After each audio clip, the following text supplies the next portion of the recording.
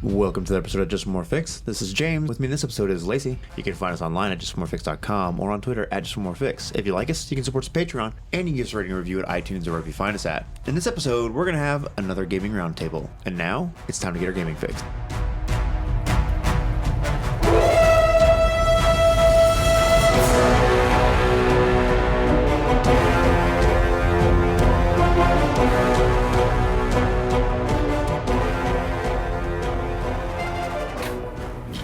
I'm Willie D. Nelson from All Things Good and Nerdy, a pop culture podcast, part of the Gonna Geek Network. Just like the show you're checking out now. Shows on the network are individually owned, and opinions expressed may not reflect others. Find other tantalizingly geeky shows at GonnaGeekNetwork.com. Welcome to Just More Fix. A couple quick announcements today. One, Hastings Party, as we speak, has finally been uploaded to the Patreon, and it is available there in PDF format. I'm not sure what the deal was, but I had a really hard time getting it to actually upload. So I think I had 3 posts and about a dozen attempts before it finally took. I have no idea whether it was our internet connection or just the gaming gods were not on my side that day, but it is finally up there and posted, and we're super happy with it. All the artwork from Mustafa Bakir and from Forge Studios. Super happy with everything there. So it came out really well. Not true. Yeah. Downright sexy. I agree. It's awesome. So they're probably going to be involved in more projects that we do going in the future. So if you like that style of stuff that's in there so far, you can look forward to more artwork in that style. Second thing is that as this is recording, I emailed the PDF to our printer. And so things are progressing as they should. And hopefully we should have those printed off by the end of this week and in our hands over the weekend, and hopefully in the mail by Monday of next week. So things are moving right along. So second announcement is that if you haven't seen Bundle of Holding, or you don't know what Bundle of Holding is, you can head over to bundleofholding.com. And we mentioned several episodes ago, I guess two episodes ago, about gaming one-to-one and that kind of stuff, and games that are specifically designed for it. So Cthulhu Confidential and a bunch of adventures for it, as well as Knights Black Agents Solo Ops, are both available there. I think it was $28 when I first saw for 2 core games, and I think about 6 or 8 adventures that are by themselves standalone, plus the ones that come in the core books too. So those should be keeping you gaming through the end of like next year, maybe. I would guess. So 3,000. Yeah. So if you are interested in Cthulhu or Knights Black Agents, definitely check those out because they are both pretty awesome. So right on. All right. So as you heard today, we were just going to have a gaming roundtable. Our last one was sort of at the end of January, and we were kind of tossing out our ideas for topics, and didn't have anything that we thought was a full episode quite today. So we got a lot of small things to kind of break through. So I'm just going to go ahead and kick this one off, and I thought it was kind of funny. I ran Mork Borg over the weekend and had a great time doing it. And I don't think lighthearted is definitely not the right word, but you know what I mean? Like, it doesn't take itself too seriously. No, I agree. It's fun. It's just fun. Right. And my favorite part about that game, about playing and running that game, is whenever there's a crossroads for decisions of what you should do, basically I think of what decision would be the most metal in this situation. And that's what guides my decision-making processes in that game, both running and playing. So it's wicked fun and really cool. So, one, I had a small triumph because I ran it online, and it's the first game I've ever ran online, and I wasn't sure about it, and I thought the game went pretty well. We had a good time. And Carrie said, I sat down to play this game and had like no hopes for it and thought I wasn't going to like it, but she said she had a great time, which was pretty awesome, and I thought that was cool praise, and it's the second time I think I've done that with Carrie, which has been really cool. But something that I realized when we were talking about the scenario that I sort of just whipped up in a couple hours before game started was that part of the premise of Mork Borg is that the world is ending, and that's the only way you get onto the Shimmering Fields, which is basically their version of like the Fields of Elysium or whatever, right? So you have to let the world end, and that's kind of the premise of the game. So the scenario was that there was this demon that was going to wake up and kill the basilisk that is prophesying the end of days, right? Mm-hmm. So I didn't conceive of it as being as ridiculous as it was, but I think it was Alan that said something about how did he phrase it? Kurt. Was it Kurt? I don't want to speak. I guess I'm not sure. But yeah. Either way. We're going to try and stop the end of the world. Right. We've got to preserve the end of the world. Right. So I thought it was, I don't know. I realized that when I made the scenario, it was kind of absurd. And I thought it would be kind of fun because it was a little bit crazy and, just absurd. And then the way that was phrased, I thought it just made me laugh really hard because I thought I don't know there's a more ridiculous premise than going to kill a demon so that you can ensure that the end of the world happened. So I guess my thought is that maybe we spend all this time when we make scenarios sometimes trying to come up with something plausible or something awesome. And in that case, I just thought, okay, we'll just do this, right? It's just going to kill this basilisk. And I realized once I started to develop the idea how ridiculous it became. So I thought maybe there's some insight to just say make ridiculous scenarios. If you have a table full of people that you know will roll with it and see what awesomeness and ridiculousness come out of it. Does that make sense? Yeah, we've done fun things over. Do you have an example or? Yeah, well, I always thought the Tales from the Loop game I did with the dinosaur was just kind of silly. Oh, right. Like, Yeah. You find a tiny dinosaur and now you're adults and like, rescue it from science. Really anything 80s patently ridiculous anyway. Well, I think it kind of leans into the movie material, like the genre material. Like every premise for every 80s movie, serious or not, is completely ridiculous, right? Absolutely. Whether it includes John Cusack or not. I mean, the game that the Firefly Kurt ran, pretty much all just like shenanigans. Right.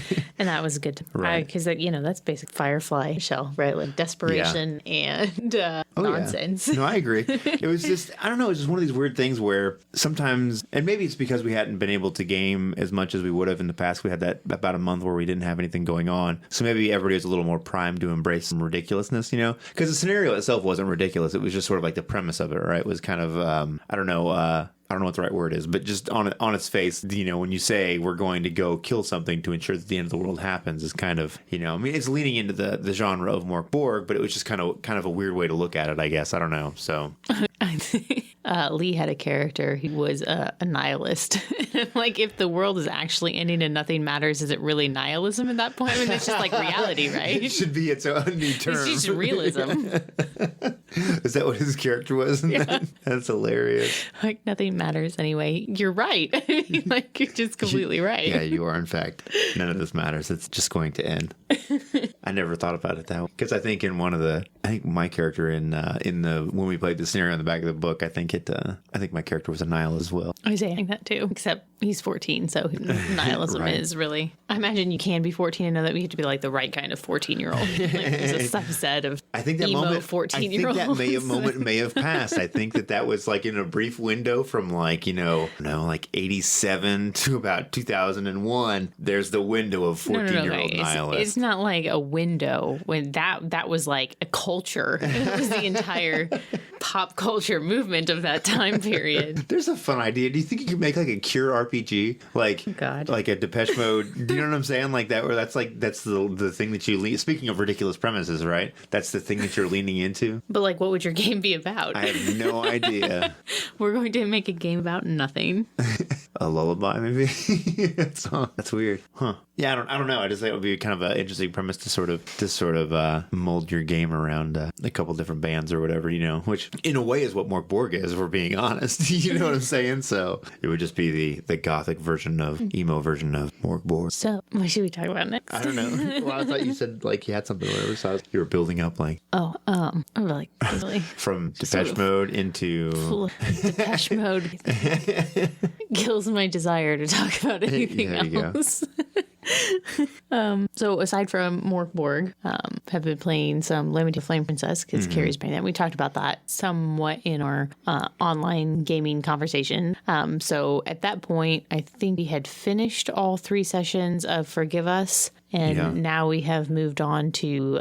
we finished No Rest for the Wicked as well, which I guess I have a couple questions for you. Yeah. So like for anyone out there that doesn't know, we won't really give any spoilers about No Rest for the Wicked, but the premise of the adventure is entirely mundane. There's nothing supernatural happening in it at all. It's in a largely historic world, right? So what did you think of that? Because in that, I know we didn't really engage with that storyline too much because our characters just weren't in a position to be able to... I was like, we finished that? Yeah, we kind of blew past it. Yeah. But it's one of the adventures that I think is really, really interesting because as you look at it... I like the inclusion of the war of the 2 religious factions, like Protestant and Catholic. I think it's interesting. And if you're not someone who's like a history buff, the fact that Catholicism is warring with Protestant to begin with is just sort of ridiculous, right? I mean, it's pretty ridiculous. Well, on its face it is, but at the time, not necessarily. Right. But what did you think about the fact that there's nothing like the inciting incident and what the premise of that adventure revolves around is entirely mundane. There's no dungeon crawl. Do you know what I mean? Like it's just a run of the mill, like regular realistic situation. And I say that, and it sounds like I'm putting a shot at it, but I find it really, really interesting because, and especially in the world of Lamentations, like most of the Lamentations adventures are very, very surreal and weird. It's weird fantasy roleplay, right? But that one, when every adventure has that weird element to it, starts to lose something to it, right? So I found it really kind of interesting and intriguing that No Rest for the Wicked is just completely mundane, right? Mm-hmm. Like, when we were playing that, were you waiting for the other shoe to drop? Like something else is going to happen? There's got to be like a sinister cult behind these people hunting down these Catholics, or not really. But I'm never really looking for it. I'm just always sort of like floating around, like this is what we're doing now. Okay. And then something weird happens, and I'm like, right. So were you waiting for something weird to happen? Maybe not necessarily looking for it, but just waiting? No. Okay. It wasn't. I don't know. I just sort of, it fits well within a campaign because it just sort of seemed like the mundane thing that was thrown in there between the weird things. Right. No, I agree. So, I mean, we didn't have a particular mission that was going on at that time, too. So I think that added to that feel because the last couple of things was like specific stuff we got sent on for this order that we joined. So then it made it feel more like that kind of middle of the road kind of thing. I thought it was interesting, too, because I find myself more worried about what was going on in that scenario than some of the other things.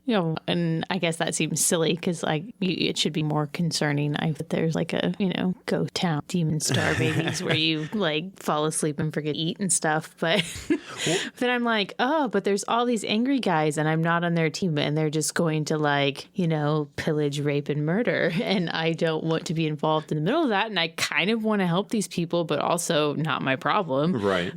So I don't know. Like the Middle Ages sounds terrible. I'm pretty sure that it definitely sucks, and I'm glad I'm not there. Well, it's one of the things that it came out after I had No Rest for the Wicked had came out after we had produced Worms, right? And then I'm pretty sure I had most of the work done for Hastings Party before it came out, right? Save the artwork and some other stuff that held us up. And one of the things that has always kind of intrigued me about Lamentations and some of the adventures and the way they're structured is that while there's some weird stuff happening, there's always this wickedness of man, just of human nature and how bad things can get without any of these supernatural stuff piled on top of it. And that's something that I've tried to capture in those two zines that we did, was that there's a bigger problem happening, but really the source of the wickedness is just people, right? They're just bad people. And so I thought I had never conceived of running an adventure where, like, in a D&D OSR kind of world, where there wasn't some larger entity causing the problem, like ultimately behind it, right? So like it might be a completely mundane thing, but ultimately behind it is the man behind the curtain, and there's there's more happening. But in this case, it's just people being terrible. Right.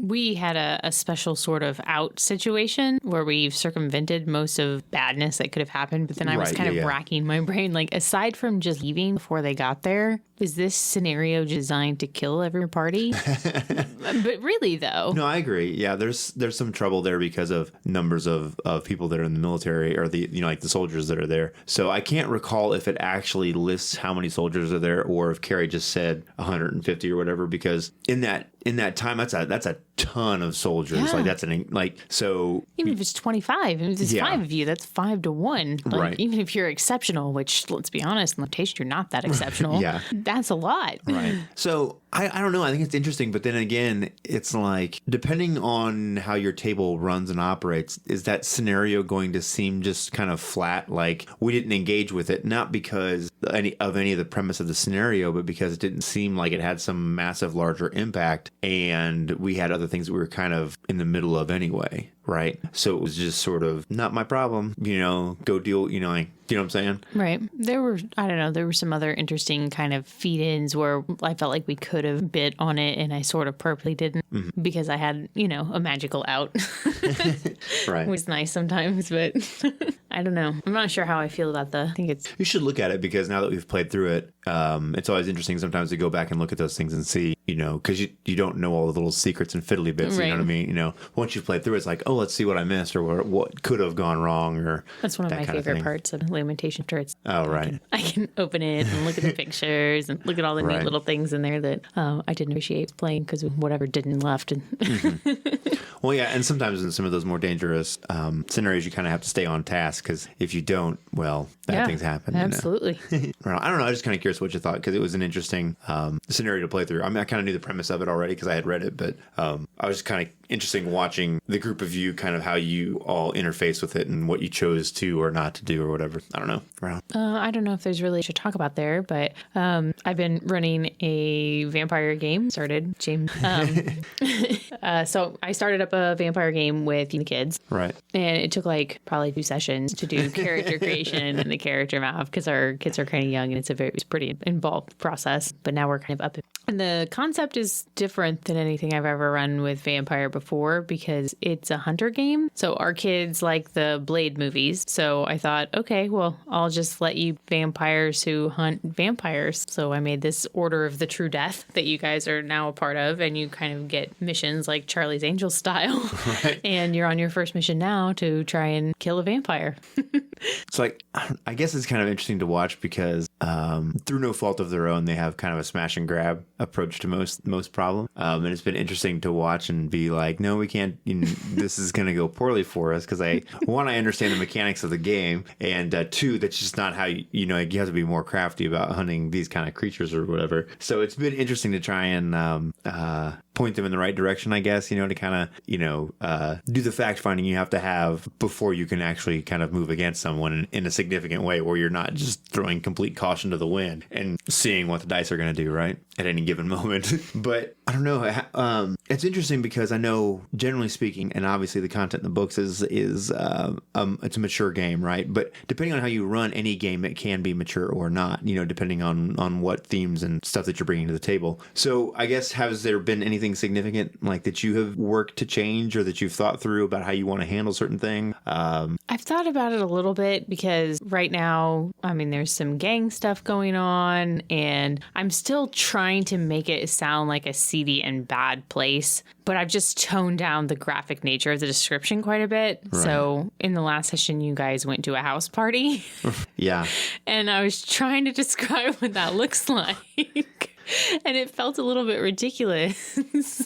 So I don't know. I was like, everything kind of smells like beer and alcohol because I don't even know what those things are. Right. And it smells like smoke. And so I just wasn't sure because it was at that point when we were playing that I realized I think this game might be coming apart, and I just wasn't entirely sure because if you think of Blade, it's I guess is it R? Is it PG-13? Do you know? I mean, it's kind of old, but I think there's so much killing of things. Yeah, but sometimes it has to do with the amount of blood or whatever. So since they all turn to ashes, there's a lot of blood too. Though. So I think it might be able to get by with a PG-13, maybe. Right? Yeah, I think it's possible. So going on the premise that we're working somewhere, around a seedy PG-13, which I don't even know what that actually means, but whatever, we're going to use it as a term anyway. And because the idea to run a Masquerade game came up, and I think that at least at our table, I'm kind of the default vampire storyteller usually, right? Which is that's not a shot. Like I'm glad that's that way. I really enjoy that game, but I thought this is not the game for me to run. There's no, because I think it's one of those things where my thought was immediately, I could do this, but my fear would be that I would slip into old habits and would push further than I probably should have. You know what I mean? And I was like, I don't want to do that kind of mental lifting right now. I just, I thought this is probably not the game for me to run. And I kind of wondered, well, how do you do this? Because I've ran a couple of lamentation scenarios for the kids that are way inappropriate for their age. But as I'm reading the stuff and going through it, I just filter it out, right? It's very easy to change and shift things around. So like, I'm just going to give you an example. I ran Monolith Beyond Space and Time for them, right? Which is a disaster of a scenario and really awesome. Well, one of the encounters that's in there is to come upon a party happening, and it's basically a giant orgy, and their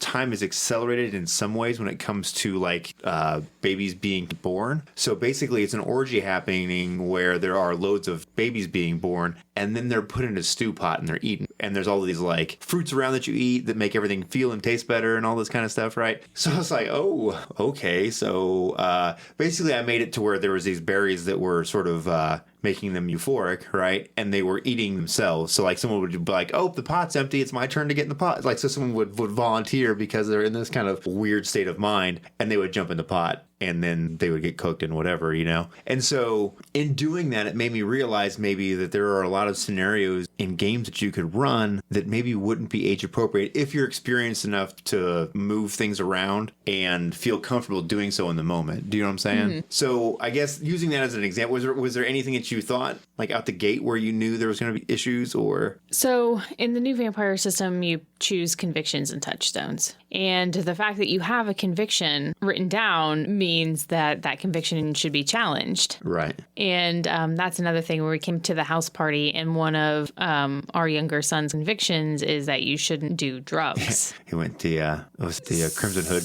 You don't do drugs. You don't cut in line. Crimson Bolt. Crimson Bolt. You don't sell drugs to kids. So normally I would have pushed on that really hard given the setting that we're in. But I just kind of didn't really. I mentioned that those things were there. Right. But didn't have, like, I thought about having somebody specifically offer them to him. Right. And I don't know. I guess I honestly kind of feel like maybe it's not such a bad idea too. Because those kinds of things are going to happen in their life. Yeah. So, I mean, is it bad to role play those things being pushed on and be what they do? Like, I don't know. Maybe on down the line they'll be better prepared when the situation actually happens. I don't know. Yeah. I mean, that's the thing they do in like counseling and stuff. So perhaps, but then I don't know. Maybe muck it up, break your kid forever. I don't know. I don't know what the answer is.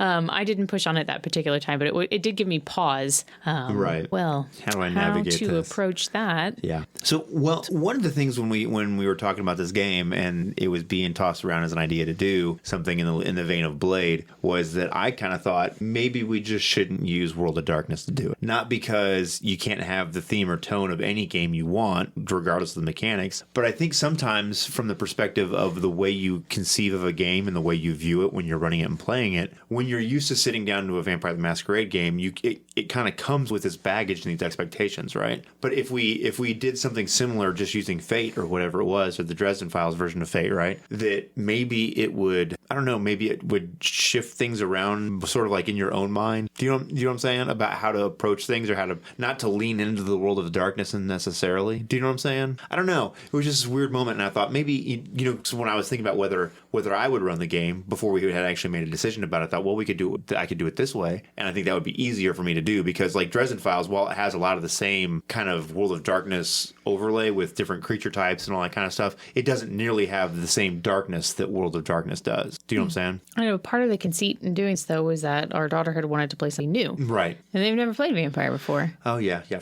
I know the system. True. Pretty well. Maybe not the new system. Right. But it's not too incredibly different. No. Plus, it was an incentive to be able to play it, too, because I enjoy playing. Yeah. And also, like Fate, yes, there are stunts and different things you can do, but there is really nothing that compares to the discipline Vampire. Oh, right. Yeah. I mean, they're the closest thing I've seen in a game to having actual superpowers. Like, they're more super than the superpowers you can create in Fate. Right. Because they just work and they do crazy things. No, I agree. Like, could you make those? Probably. I don't know what makes it exactly different, but maybe the fact that you have to spend a Fate chip every time you want to do it, whereas in Vampire, just like, for some of these, I'm just going to do it. Right. Sometimes I have to spend, like, gain a hunger or spend blood or whatever, but most of the time, I just do what I want. You know, it's interesting as you think about that. You could, I don't know, I just popped in my head. In the same way that you have hunger on your character sheet, you could make hunger on a fake character sheet and mark it off like stress for when you do things. Do you know what I'm saying? Yeah. So I think hunger is one of the coolest things I've seen in a long, long time. But it's just interesting the way, because you could just mark it like stress box or whatever. And it could functionally, it could do the same thing. I guess just like, I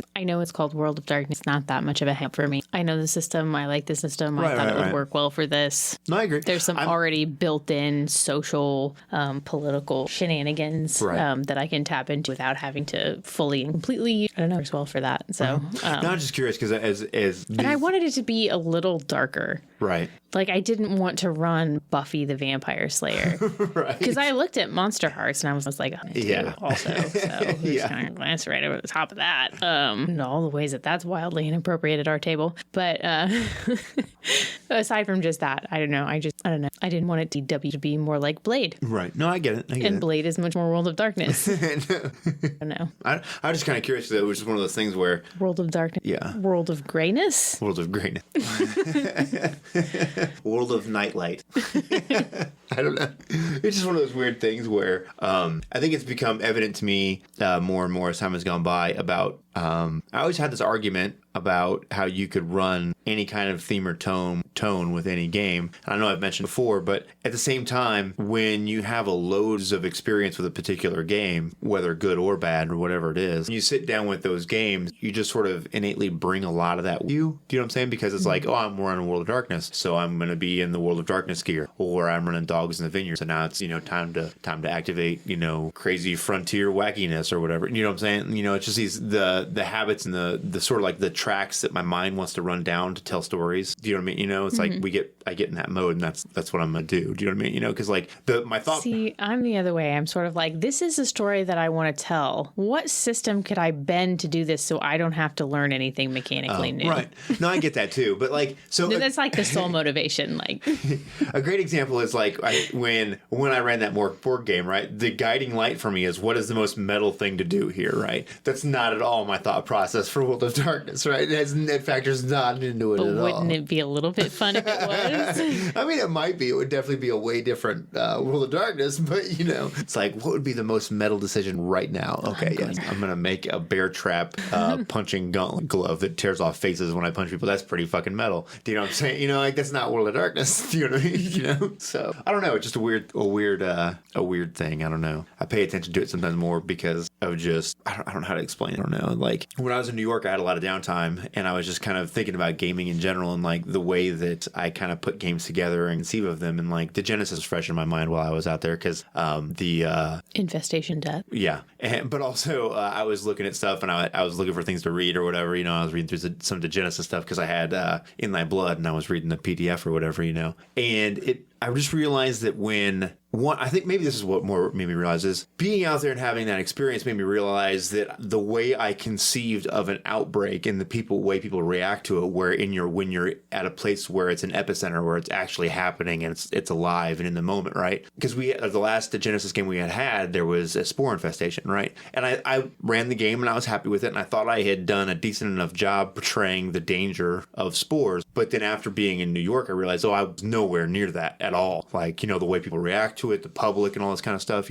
And so I thought, wow, I need to shift how I'm portraying this, because I think it can be a way better experience to draw on some of the experiences that I had there. But also it made me realize that and I had kind of talked about this before about how I wanted to pull into my World of Darkness social experience style storylines into the Genesis because of the way the cult, right? Mm-hmm. And so I was trying to realize that I have to have one foot in the World of Darkness, in my World of Darkness brain, right? Running how these cults work together and against each other and all the politics they're in, and playing players against one another, but still having them in a situation where they're able to work together, right? Which is one of my favorite things to do, because I think that's very challenging as a storyteller to do, to sort of keep that group together when they're all trying to pull apart or pull at each other, right? I think it's just a lot of fun to do, both as a player and as a game master. But then at the same time, I realized I need one foot in something like Morkborg OSR, because the Genesis is pretty metal. Do you know what I'm saying? Like, it's, running around with swords and cutting up these monsters that are infected and all this kind of stuff, And so I guess,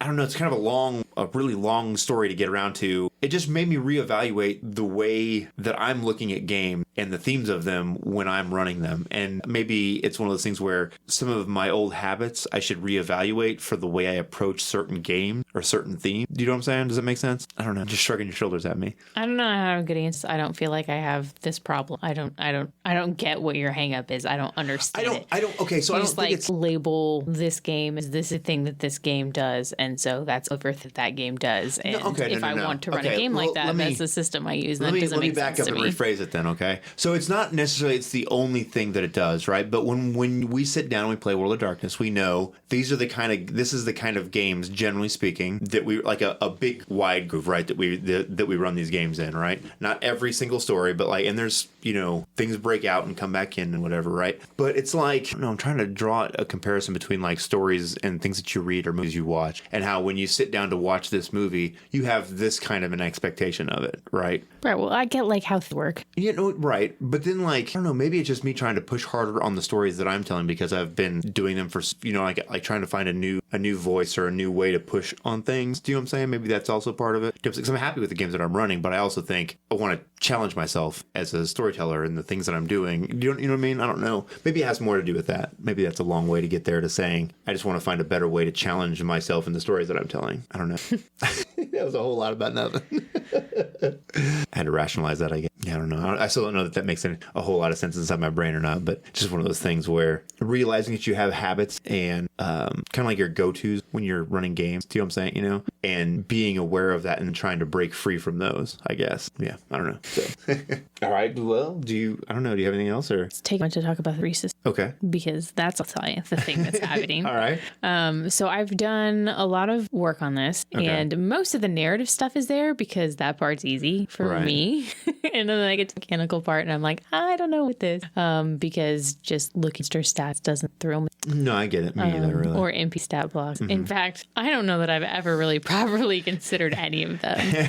Other than I go through and some of these terms, like I've been gaming forever, but I just don't know what some shit means, right? There's just some stuff that I'm like the hit die thing. Oh, well, so it's kind of funny because... Right, but... Okay, go ahead. Say what you're going to say. So in 3rd edition, which is where I feel like, and I may be wrong entirely about this, but like when in terms of you gaming, right? 3rd edition is when I felt like maybe you got more in the weeds about the game, like the mechanics of the game than you previously had. I never played any edition for 3rd edition. Right. Well, you had played but you had talked about like playing some games where you guys made up your own rules and that kind of stuff, right? Right. So, but with... There's no weeds in the mechanics there. I know. Right. There was no statistical analysis happening for the rules of those games. So in 3rd edition, though, hit dice just function as hit points, essentially, right? They weren't even a thing. In 3rd edition? Yeah. The monsters in 3rd edition have hit points. Right, but it says like 5d8, and then it has a parentheses. Right, I completely ignored that first part because it didn't matter. Right, no, I agree. Or you could roll them randomly, but it doesn't say hit die 10. What does that mean? 10 dice? 10 what kind of dice? So that's because it's just an OSR thing. So right. And I'm saying it annoys me that everyone assumes that everyone knows what that means. Oh, well. I have no clue.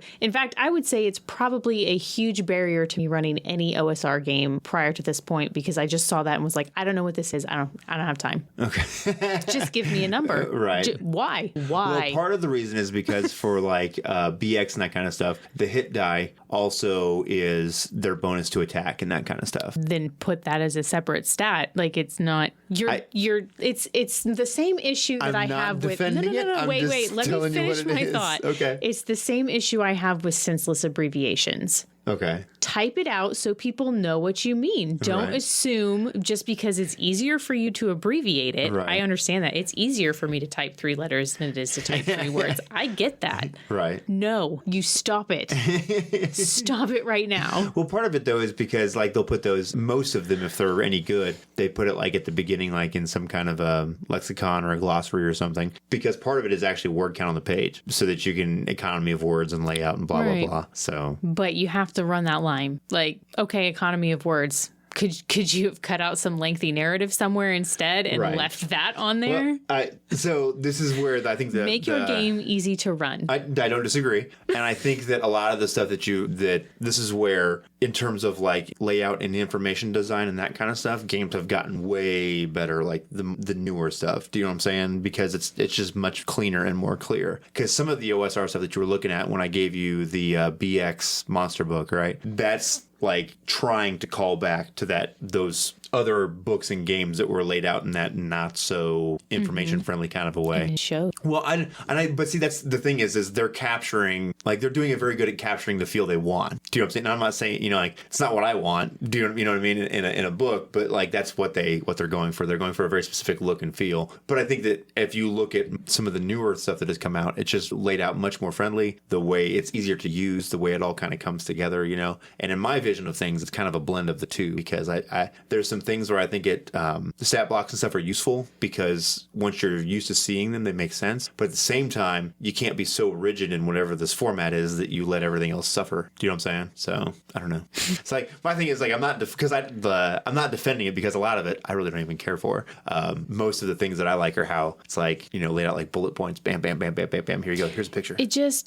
So when you sit down to read it, it makes me feel like someone gave me the technical manual for something without ever teaching me the first part of the class. It's like I missed the first day, the first week, I missed the first week of class and now everybody else seems to be just completely fine and know what's going on. And I'm like, well, I missed step 1 and you guys are on step 3. Right. And it's frustrating and it's needlessly frustrating. Well, I also think it's one of those things that's kind of funny because generally speaking, most people start by playing the games, right? And that's how you learn rules is by playing it. Not necessarily by running it. And then things shift and you're like, okay, I'm going to run this game. But there's all this other crap that's in there that you probably never used or looked at because you've never, like there's a difference between running it and playing it. Do you know what I'm saying? So it's like the difference between learning and knowing one class versus the whole game or whatever, So I think there's this, go ahead. I would just like a happy medium. Right. So I don't need you to explain to me at the beginning of every book what a role-playing game is and how to role play. I mean, the fact that I got my hands on this book that's not exactly something you can just walk in and pick up at your local Walmart. You know what I think they really need to do for that? I probably know what it is. They need like a 2-sentence thing. Do you know what an RPG is? If yes, keep going. If no, go to this link. Well, and I've seen some too that do the same thing at the beginning and are like, well, if you don't know what it is, why do you even have this book? But even I see what you're saying, but now you're just wasting my time being snarky. No. I'm not saying be snarky. All I'm saying is just do a link to a video because like reading that column doesn't teach you anything. It teaches you nothing. And then when you read the little example text of people playing, that's not how anybody plays this game. Do you know what I mean? Like, like, come on, maybe if you like if we had example text in example play text in Night Witches and we took a transcript of the Night Witches game, then it might reflect what's actually happening at the table. But chances are probably not. Do you know what I'm saying? And I don't know. I just think it's one of those things where it's a social game where you're at a table with a bunch of people. In this day and age, why don't we just have like a YouTube link that just explains the basics of what an RPG is? You know what I mean? Like, yeah, no, how absolutely. is it that doesn't have, and then how much more space does that say? We're talking about economy of words and layout and everything. It's like, boop. Here's the question. Maybe that's a big heading, right? Do you know what an RPG is? Is this your first RPG? Below it, go to this link. I don't know. Makes me crazy. I guess that's my takeaway. Maybe don't explain to what role playing is, but maybe do include what an armor class is. AC, what's that stand for? Right. What's it mean? How do I use it? Same thing with it's all good. On OSR. So you have anything else about Three Sisters that you've been working on? Other than my complaining. I also think to be fair, there is a difference between trying to, when you sit down with a stat block for a monster and running a game versus what you're doing right now, which is trying to put something together that can be used by anybody just besides you to run a game. Because otherwise it's just like, cool, I don't know what this does. I'm just going to fudge it. Whatever. They're never going to know anyway. Right. But if you get something, you want to make sure like, oh, this is actually works and is put together. Do you know what I'm saying? So I think to be fair, there's some difference between those two approaches as well. The level of frustration, it's like the first time you go to run a game, you know what I mean? And like how little you realized you were prepared for this moment as a player. You're like, I thought, man, this is nothing. I got this. I'm going to sit down. Boom, nailed it. Right. But then you sit down at the table and you're like, I think I literally forgot everything I ever knew about life up until this moment. I'm not even sure I remember how to breathe. And then you do it like 50 times and you're like, I'm this, but I got this. Right. And then I'm sitting down to make this thing and I'm like, I don't know how to make the thing. I I don't know. Anyway, that makes any sense. No, I think so in a way it does. But at the same time, when at the table, like we couldn't tell. You know what I'm saying? You know, Right. And then all that included because you've asked me several questions about like, hey, what range should this be in or whatever? What's too much? What's not enough? So It was like it almost should be like pod, right? Because like we sat down with this just one fix. I was like you and Kurt, you actually know how to run games, and I'm just gonna hang out and ask you guys questions and learn how to be a game master. okay. Boom, let's go. And so then I feel like the same level of cluelessness when it comes to being, I don't even know if I should use the term RPG designer. 'Cause that's, I don't even know that's what's happening Okay, here, but- so, and I think this will probably be, we should probably put this in the whole thing, but like, part of me is like, what does it take to be an RPG designer? Yeah, if the people that we all know and the stuff that they have made that we love, they're really creative and cool and whatever, right? And it's refined, but it's not like it's done by one person. It's done by committee, generally speaking, right? Where it's, here's a really cool idea, and they sharpen it down and hone its edge until it's razor sharp, right? But at the same time, every time you sit down to run a game, you're an RPG designer too. Do you know what I'm saying? Yeah, no. Negative, sir. So, but I really think that there's this sort of thing that happens where give me an example of like, what is your, I don't know, what's your favorite OSR book or whatever, or favorite RPG book period? There's so many. That's not fair. Like the book, not the game, the book. I don't know. Either one, it's fine. I was not prepared for this. I don't have an answer. I don't. Well, pick just one that you like a lot. Okay, so how about Hot Springs Island? Okay. Hot Springs Island is amazing and wicked cool and super I don't get to creative. see the core book. I don't. What's that? I said I don't get to see the core book. I don't know. The dark of Hot Springs. I can't participate in this conversation. So all I'm saying though is all that stuff that's in there it's not like it was done on the whim and put on the page in one moment. Do you know what I'm saying? So like that was done by several people that were designing that thing, right? And then they bounced ideas off of each other, and then they played it and they adjusted it and they played it and they adjusted it and then they changed it some more, right? So what I'm saying is it's one of these things where I feel like sometimes you get really caught up, or people get really caught up in the idea that I'm not a game designer because I don't have something published. But if you sit down and you run a game and you've created a scenario, right? And maybe you've ran it one time or two times or 12 times or whatever it is for the scenario, it doesn't matter. You're still a game designer because that's what you've done. Do you know what I'm saying? Now, does that mean everything that you put together in every game that we run is a home run? Well, heck no. But you're also not refining something down to where it's going to be, mass produced or whatever almost every time. In fact, it's not. He'd be like, not everything's a home run. Well, let me introduce you to Wizards of the Coast. Well, true story. So, like, at the same time, there are loads of uninspired products that we all know and don't love. So, you know what I'm saying? So, I think part of me is like, it's kind of a cop out, but at the same time, there are people that design some amazing, amazing stuff. It's really, really cool. And they, it's sort of like the difference between being a bench warmer in the NBA and being Michael Jordan or whatever. Do you know what I'm saying? Like, there are people that are just tremendous and amazing at what they do. At the same time, that doesn't mean that everybody isn't already doing well. Do you know what I'm saying? So, it's not this thing about like not making it more than what it is. Is this your pep talk telling me it's okay to be fourth string?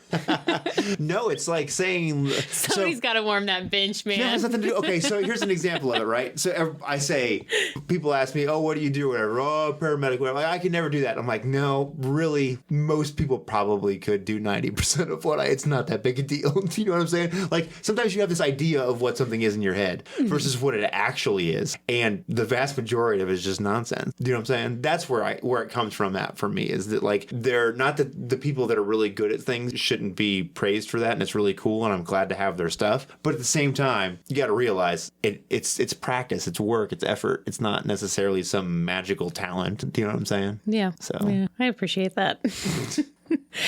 I want to sit down and be good at it. Yeah. Just like everybody else. Like, what? Why can't I do this? That guy did it. He did it right now. I watched him. It was fine, cool, took no effort. Well, then think about it this way, too. How many games have we sat down to GameStorm and put together some awesome? 5. And we just sat down. No, I'm serious, though. And we sat down and it took us an hour to do, and we put two heads together and sort of made something pretty awesome, So far, at least a couple zines. So, fair enough. Twice.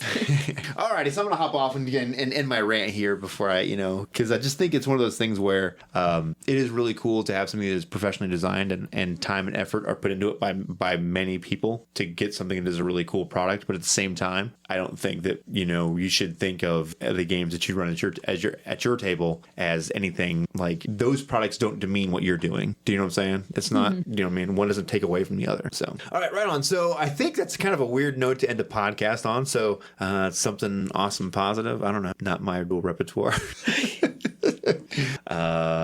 I do have one thing before we finish things up here. I was reading Call of Cthulhu today because I wanted to run like a one-shot one-on-one with you, and I realized you mentioned something about the Lacuna. Is it just Lacuna? Yeah, Lacuna. Okay. So are you hesitant to run that with just me and you? I'm hesitant to run that because it's a very abstract game. Is why I'm hesitant to run it. Not because just abstract concepts are difficult. No, I agree. I get it. Believe me. Don't rush your head. Interest B. Right. Exactly. The yellow key. Like I could go down the list of things. I was like, oh my god, how am I ever going to make this game work? But right on. No, that's the only hesitant. It's just in terms of what the game actually is. The non-discrete world in which place. Right on. Okay.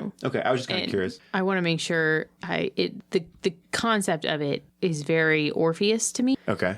So I just want to make sure that when I go to run it, it has thing come at Dream Secret. There's a lot of parallels there. Right on. I was just curious. So right on. Alrighty. Well, I think we're gonna wrap that one up here. And I don't know how I usually end these. We haven't done one in a while, and I've kind of completely erased my brain since I've been home. So right on. Well, I think that'll do it for us this week. As you know, I'm a member of the Gonna Geek Network, so you can head over to GonnaGeekNetwork.com and support us over there, and check out all the other geek podcasts that they have over there with loads of different content about console gaming and different geeky TV shows and all kinds of stuff over there. So head over there and check that out. And if you like what we do here at Just One More Fix, you can support us at patreon.com/JustOneMoreFix and get access to all of our raw audio feeds and zines and PDF for print format, depending on what level you support us at. And join the awesome ranks of our Patreon supporters like Paul Hubbard, Jameson White, Tiziano Furlano, Hector Treelane, Alistair H., Timothy Barra, Simon McNair, Alan White, and the OG Todd Olson. I think that'll do it for us this week, and we will see you all next week.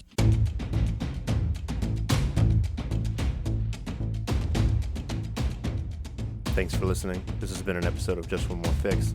Music has been provided by Kevin MacLeod. You can find him at incompetech.com. You can support us at patreon.com/JustOneMoreFix or follow us on Twitter at Just One More Fix.